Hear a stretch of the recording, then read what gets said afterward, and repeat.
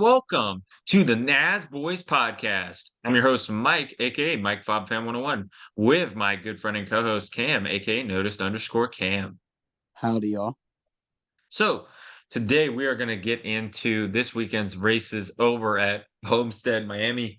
And I would just like to say this was the best weekend in the playoffs so far, in my honest opinion, for all three series. I thought all of their races were really good, and Homestead Miami needs 2 dates ASAP. Agreeable. I thought that it was just action packed. A lot of good racing. It was a really good weekend for I was looking forward to even let's say after the Xfinity race. I don't know. Sometimes Miami can be a little sketchy. Sometimes, not always. I just sometimes it's a 50-50 on if it'll be good or not. And recently it has been up pretty subpar. So going into the Cup race, I was pretty excited, and it was really good. Yeah, I don't know why they just don't give the track 2 dates. The fans really like it. It's a beautiful scenery. It's in Florida. I guess maybe too many Florida tracks with Daytona, but I don't know. I guess getting into this weekend's races, we're going to kick things off with the Cup race. I thought this race was pretty solid. We saw a lot of interesting racing. There were a lot of battles throughout the track, especially with Ryan Blaney. He really showed up when he needed to. In my opinion, like I mentioned, this is the best race of the playoffs. Some notes I want to mention about the race were Kevin Harvick had a throwback scheme to when he won his first and only championship in 2014. I thought that scheme was absolutely amazing, even with the changed up number.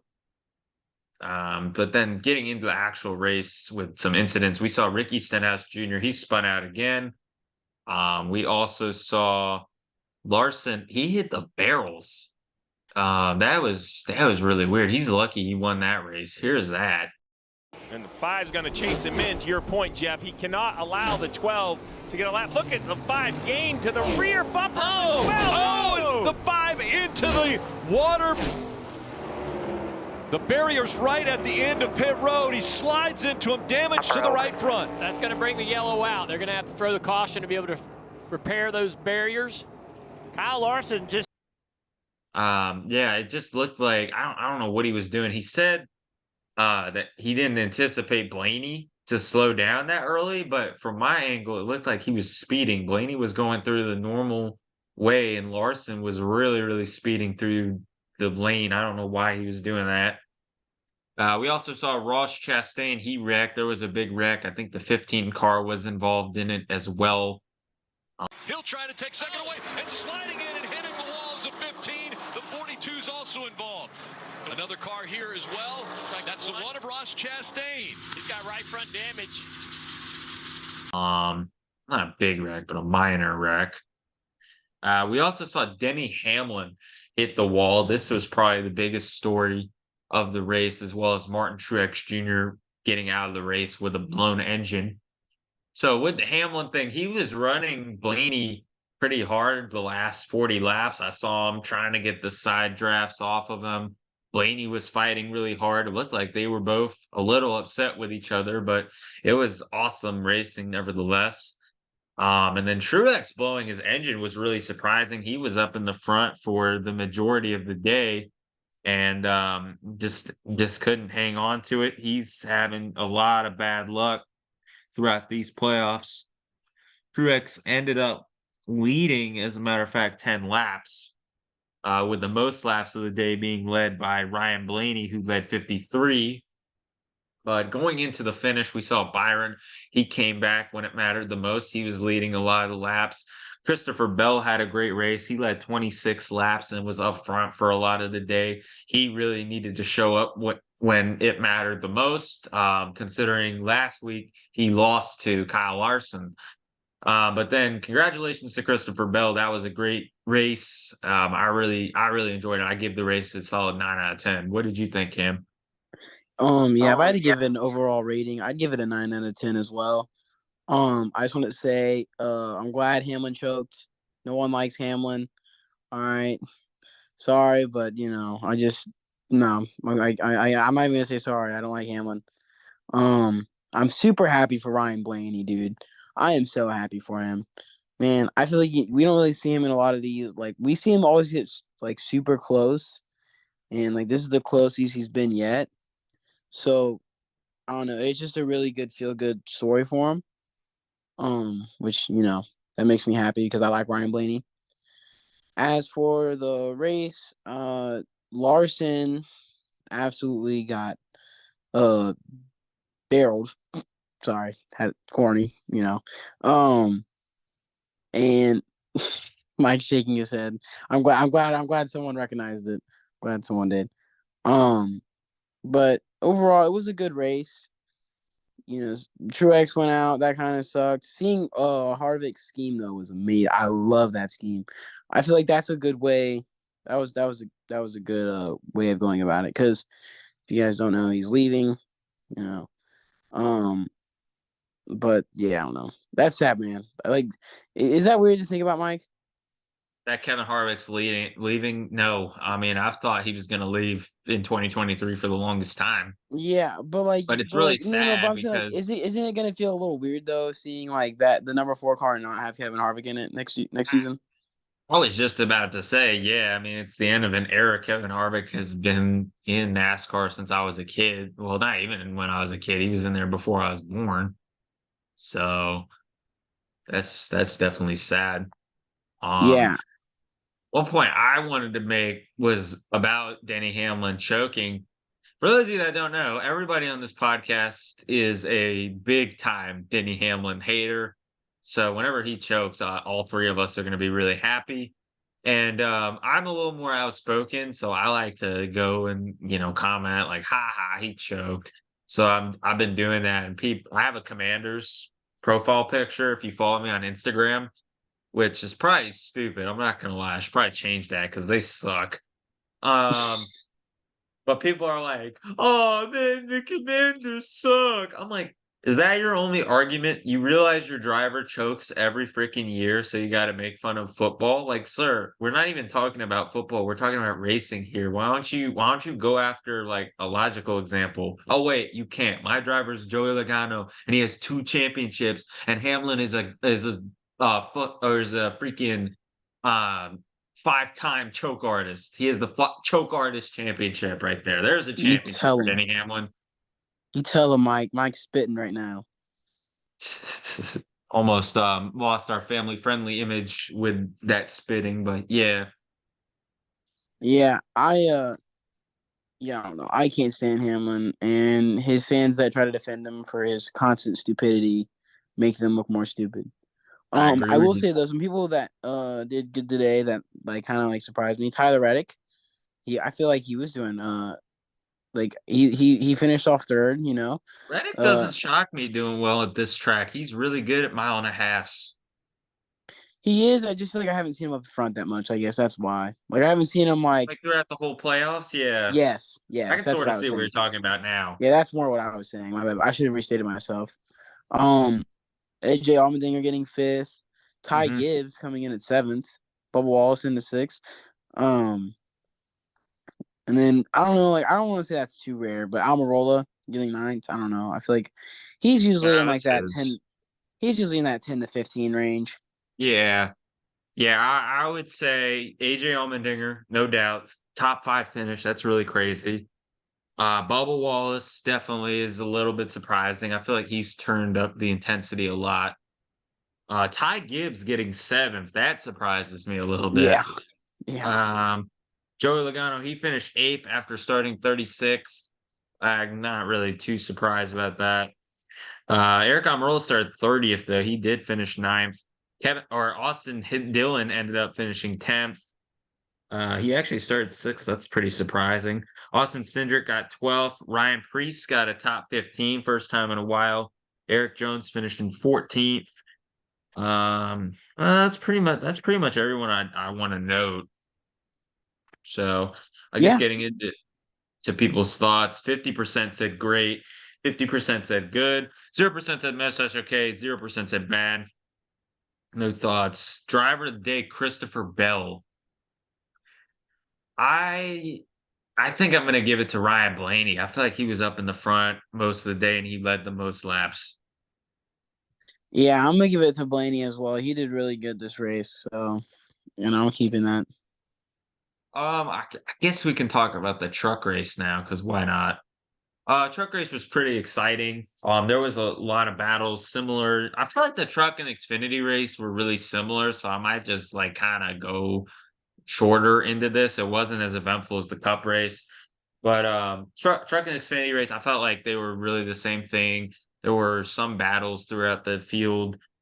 We saw Spencer Boyd. He had a little bit of an incident. I have not heard Spencer Boyd's name in a little bit, but Nick Sanchez. I want to talk about Nick Sanchez a little bit. He cannot close races out. Like he gets put with a good truck and then something happens to him toward the second half of the race. Like we saw this exact thing happen in Texas where he dominated most of the race and then he ended up finishing like really mediocre.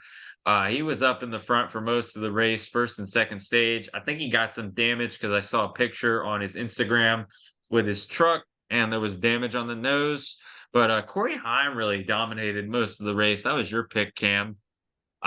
He got up there within the first like 5 or 10 laps. Immediately was battling with Sanchez and also Hocevar. He was doing a really good job. He obviously won the race and he got himself into the championship 4 officially. So that was pretty cool to see Carson Hocevar win. I definitely like him a lot. Corey Haim would have been cool to see him win because he was the dominant truck, but I like Hocevar a lot better. But so overall, I give this race probably an 8 out of 10. Yeah, I agree. I'd say it was about an 8 out of 10 as well. Like I said, a little sad that my pick didn't win just because I feel like I haven't had a winning pick in a while.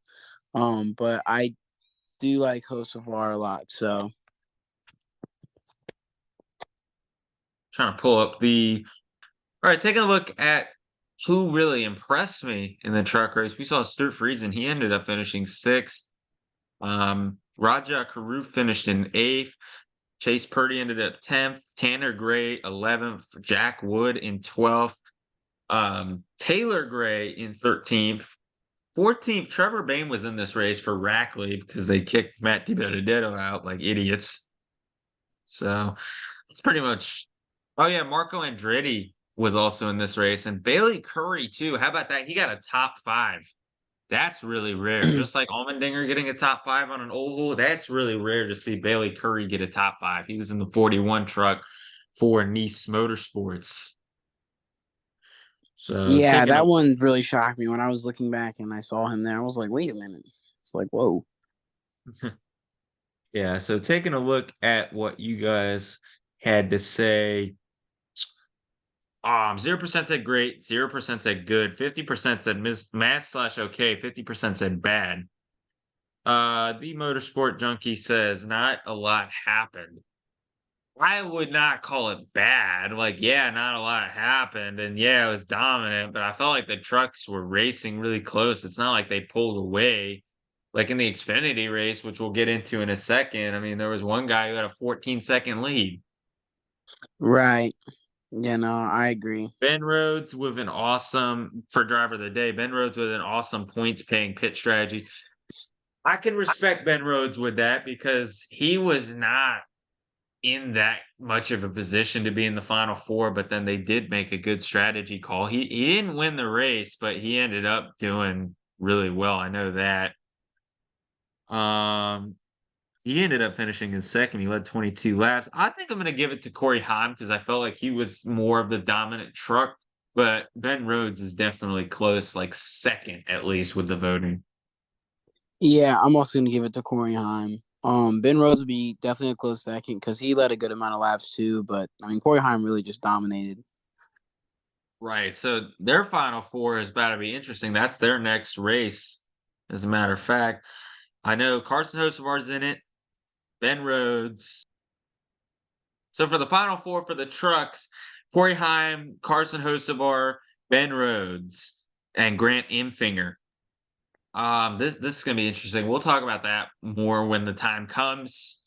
But I guess getting into the Xfinity race, Like I mentioned, this race was very similar to the truck race. Really close racing, but I felt like more happened in this race. We saw a lot of drivers, they got loose around one of the turns. I believe it was 2, but somebody correct me if I was wrong. Like Joey Logano wrecked there in practice. And oh no, look at this. And you definitely don't want to end up like this. Logano with This, heavy exactly. contact on the front of this car. Oh, it's the end of the backstretch. So he is apparently wrecked off. Turn 2. I'm guessing wrecked off turn 2 and hit the end of the backstretch. 2.5 minutes to go when Logano, and we take a look here, yellow down at the bottom of the track, drifting up and gets sideways, trying to correct it. 28 laps on his tires. I'm a little shocked he was running the bottom unless he was just getting a feel or letting a car go. You saw the right rear pop, I think, sliding, right? So it definitely had air as he was spinning.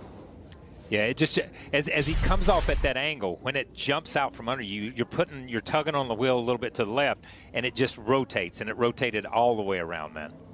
That is going to end that session for Group B as far as the practice session. So that will conclude it. If they didn't learn what they needed to, those 2.5 minutes are gone now. So looking at his radio communication, it seems like that us and every competitor here is comparing to Kyle Larson. Well, Kyle had moved down to the bottom.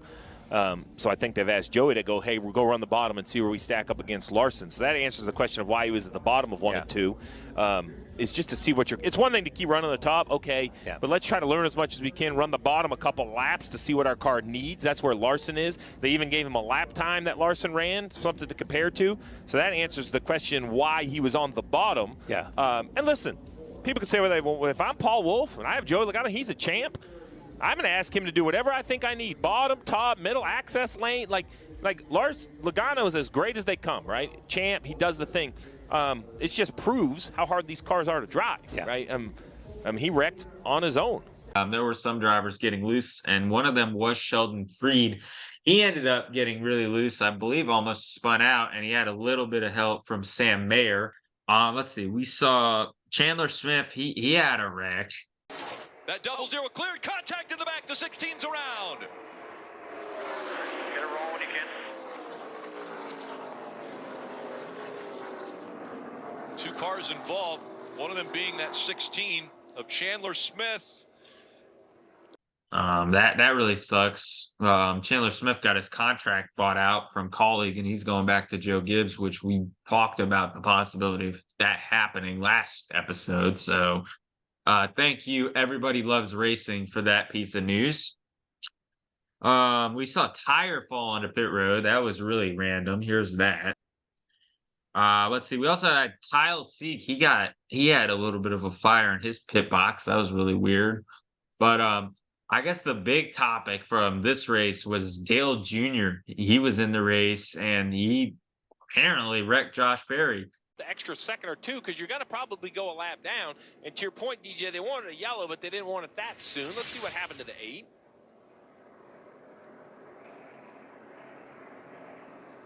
No, he just got a little bit high into the wall, best I could tell.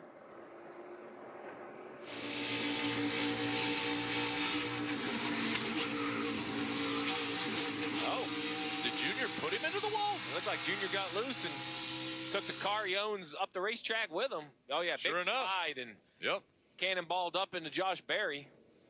I personally didn't see it as him wrecking Josh Berry. I just saw it as an accident. He got loose. I think Junior even said he got loose. Stuff like that happens, but it is ironic since Berry is going to the Ford team with number 4. I can't talk tonight.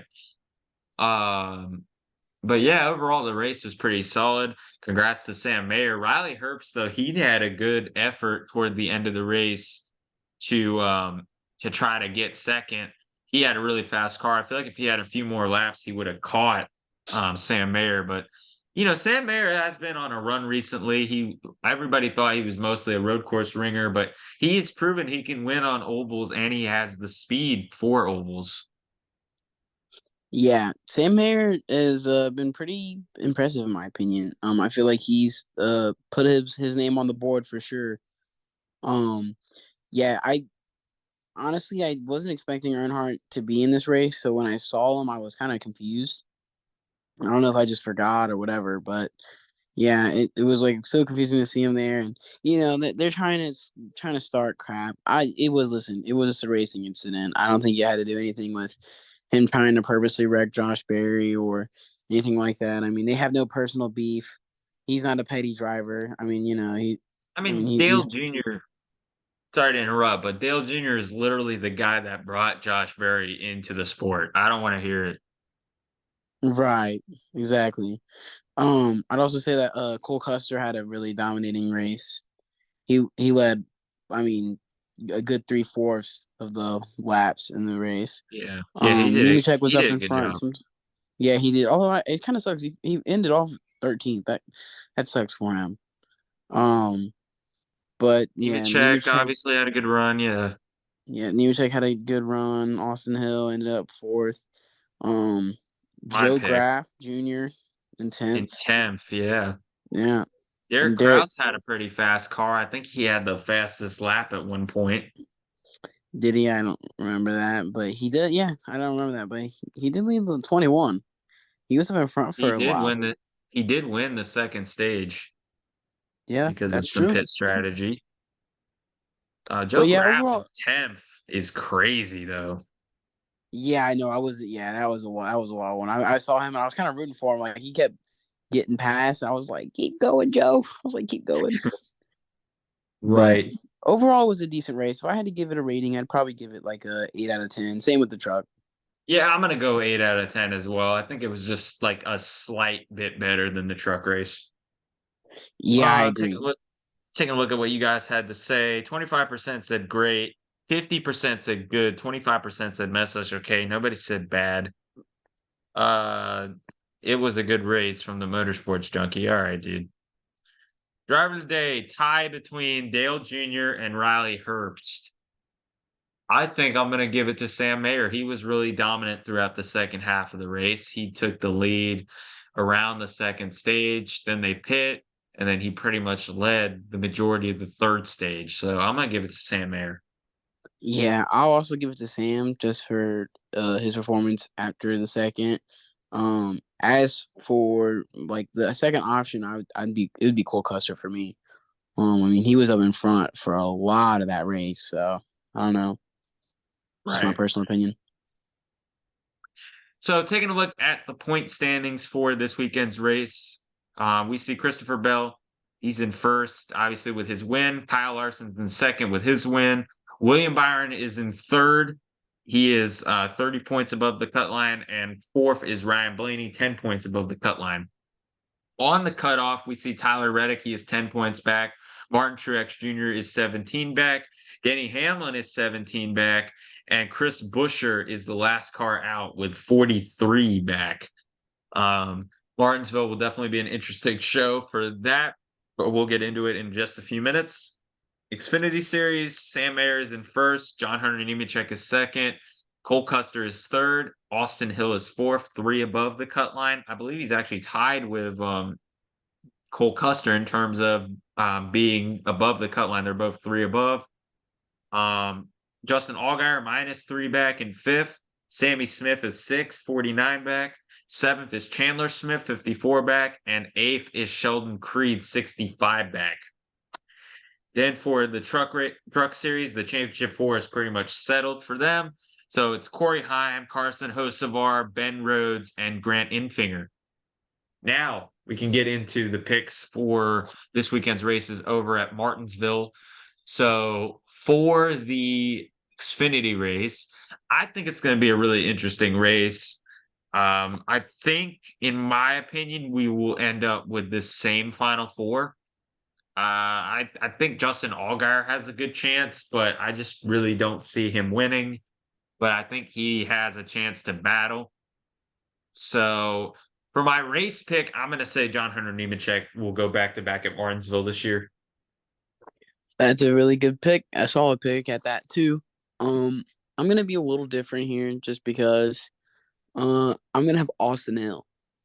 I think he'll Austin do Hill is not a bad pick. I think he'll do good. He's usually pretty quick, so I think he can make something work. And then for the Cup race, now I've been a little disappointed with Martinsville over the past few races due to the next gen car. I don't know why the next gen car is mainly good on mile and a halfs, but everywhere else is really mid. So I hope it's a good race. I think it has a lot of potential for it to be a good race. I think we will mostly stay with the same Final Four. Christopher Bell is really good at Martinsville. Kyle Larson has shown speed at Martinsville, and William Byron is good at Martinsville. But Ryan Blaney, on the other hand, I don't have too much faith in him. He's really hit or miss at Martinsville. And I feel like the guys below the cut line, like Reddick, Truex Jr., and Hamlin, especially the two JGR cars, are way better than the 12. And I feel like that these two, especially Truex and Hamlin, especially know their way around this track. And they are going to come prepared. And I would not be surprised if one of them wins the race. But I want to switch it up. Now, you guys are going to clown on me for this pick, but I don't care. I just feel like switching it up. I'm tired of picking the same drivers every weekend. I'm going to say Ryan Preece wins at Martinsville. Why not, baby? Why not? I said it in the playoff prediction video. I know I changed my pick last week. I was debating on changing it to Byron, but I was like, screw it. I'll just go with Ryan Preece because why not? I think that'll probably fall apart in my face, but it's all good. Yeah, listen, if Ryan Preece finishes anything behind 15 and up, I will laugh. I will laugh really bad. That's it? Really? I don't know. Really? I mean, Dude, I can okay, handle you if laughing at me. I don't care. If he finishes in the 30s, I mean, that'd be pretty bad. I mean, he led a lot of laps last year. As a matter of fact, he led the most laps, I believe. Chase Briscoe also had a really good race as well. He's really good at these bull ring type tracks as well. So he has the speed, but does he have the talent to keep up with the Cup cars? I don't know. We'll find out next Sunday. I don't know what I'll do, but I don't know. I figure it out. But if for some reason Priest was the win, I don't even know. I don't know, but I'll do something. I'll figure it out. But if Priest wins, I'll do something. Oh my God, we're already gonna have to do something if we lose the championship. Why add extra? Yeah. So for Cup, I'm gonna have Christopher Bell. I think he'll do pretty good. He's got a usually pretty quick car as well. He does have the talent to stay with the rest of the guys. And Admittedly, I you have feel a like better he's pick than me. yeah. He's always done pretty good at Martinsville too. I feel like he's always been in like the top 5. I feel like. I mean, I didn't know last year, but I'm pretty sure he was in the top 5. But going into that, I will also say I agree with what Mike's saying about Ryan Blaney. The reason why I say this is Ryan Blaney always somehow gets screwed or he makes a mistake. There's something that he does every time that gets him out of Final Four contention. So because of that, I think he will also I don't think he'll make it. Right. And so with that, that will conclude this week's episode. Thank you guys so much for watching. Comment, like, subscribe. Make sure you guys follow our socials, and we will see you guys in the next episode. Peace. Peace.